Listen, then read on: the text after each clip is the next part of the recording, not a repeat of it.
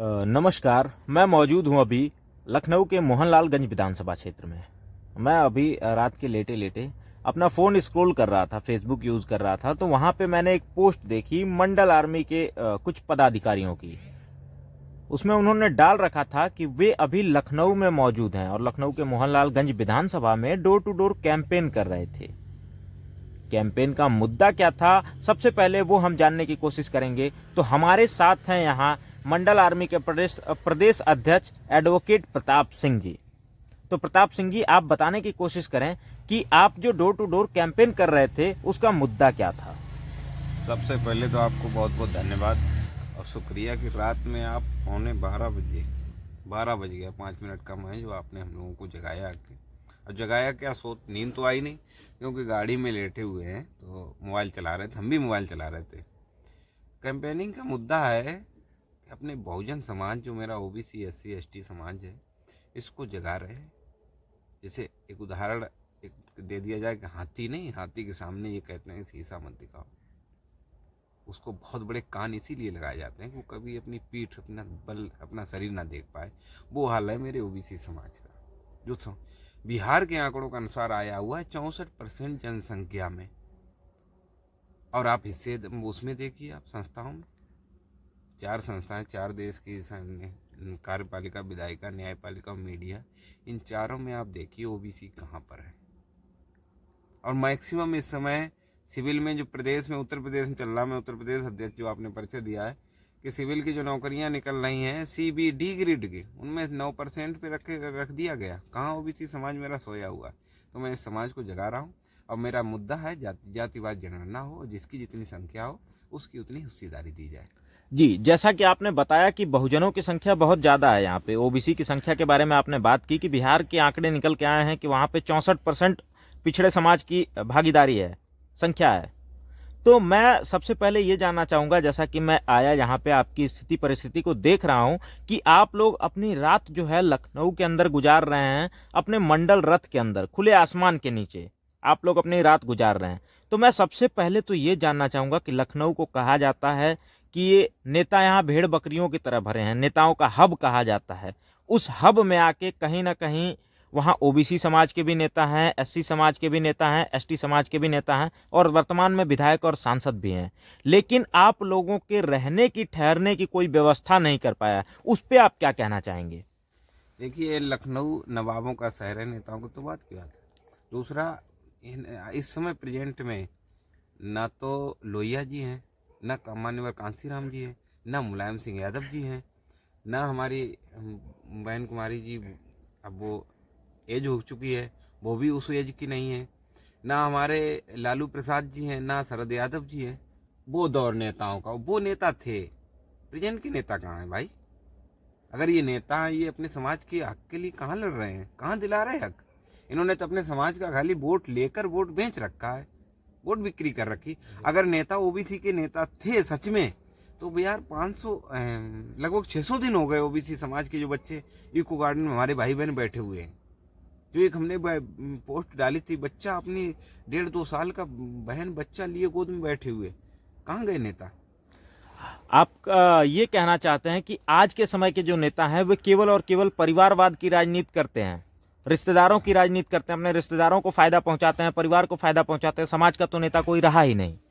रिश्तेदारों को भी नहीं पहुंचाते हैं फायदा, वो सिर्फ खुद को देखते हैं, खुद के बेटों को देखते हैं। रिश्तेदारों की बात मत करो, नहीं तो कई नेता ऐसे हैं जो हम रिश्तेदारी खोल देंगे अपनी। देखिए, बहुत बड़ी बात कह रहे हैं आप। बिल्कुल भाई, क्या बहुत नेता अपने मेरे भी मिल जाएंगे जो रिश्तेदार निकल जाएंगे, तो इसलिए रिश्तेदारों के भी वो नहीं हुए, वो सिर्फ अपने और अपने लड़कों को। ले तो आपसे मैं जानने की कोशिश करूंगा कि ये जो यात्रा लेके आप लोग चल रहे हैं, इसका मुख्य उद्देश्य क्या रहेगा?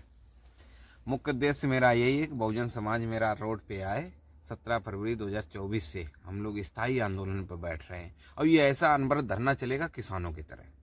अच्छा, तो जैसा कि आप लोगों ने सड़कों पे काफ़ी मेहनत की है, मैं तो बहुत पहले से आप लोगों से सोशल मीडिया के माध्यम से जुड़ा हुआ हूं, तो मैंने देखा है कि आप लोगों ने राजस्थान में किया, मध्य प्रदेश में किया। चूँकि ये यात्रा तो बिहार से शुरू हुई थी, मुझे जहां तक लगता है कि BP मंडल जी के पैतृक आवास से शुरू हुई थी यात्रा और आप लोगों ने तमाम राज्यों को घूमते हुए, तमाम लोगों से मिलते जुलते हुए आज आपकी यात्रा ये मोहनलालगंज विधानसभा क्षेत्र में पहुंची है। तो लोगों का क्या मत रहा, लोगों से आप लोगों का मिलना हुआ तो लोगों का कैसा रिस्पॉन्स रहा इस विषय पे? मेरी यात्रा उस घर से स्टार्ट हुई थी जो सच में ओबीसी समाज एक बार उनको पढ़ ले। जो बाबा साहब ने किया है वही ओबीसी समाज के लिए बीपी मंडल जी ने किया। इतना मैं कह रहा हूँ अपने ओबीसी समाज के कि सिर्फ आप मंडल कमीशन पढ़ लो और कुछ मत करो। एक हमारे बहुत बड़े इस समय राजा हैं जो छाती ठोंकते थे कि मैं ओबीसी माँ का बेटा हूँ। शायद है उन्होंने मंडल आयोग या मंडल कमीशन नहीं पढ़ी होगी।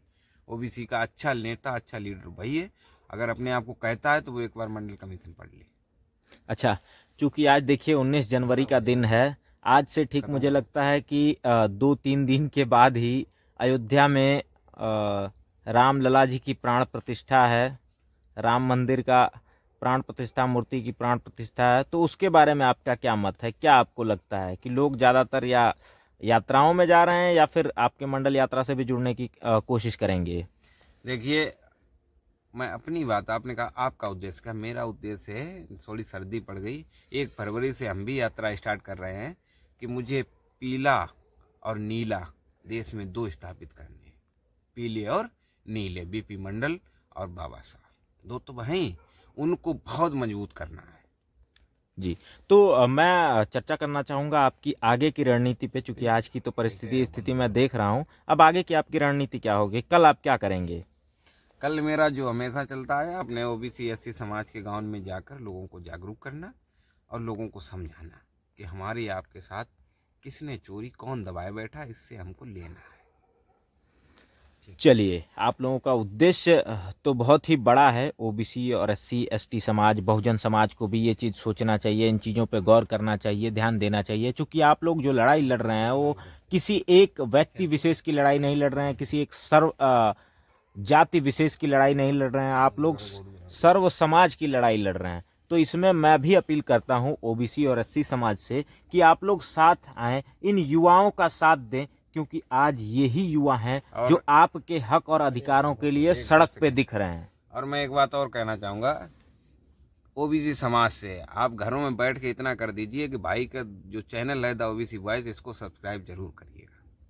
चलिए, बहुत बहुत धन्यवाद मंडल आर्मी के प्रदेश अध्यक्ष जी।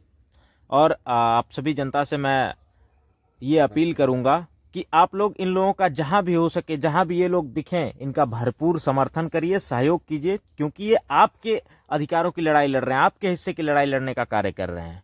धन्यवाद।